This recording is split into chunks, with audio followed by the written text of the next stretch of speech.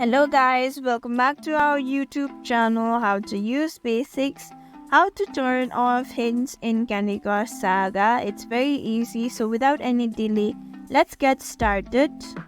Open Candy Crush Saga, tap the gear icon on the top left corner or right corner on your main screen to open the settings menu. In the settings menu, look for an option accessibility. Toggle the switch or select the option of turn off hints.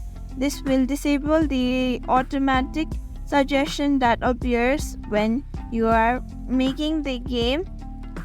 Save and close settings after turning off hints. Make sure you have your changes and close the settings menu, and here you go, it's done. Thank you for watching this video. Make sure you like, share and subscribe to our YouTube channel for more such content.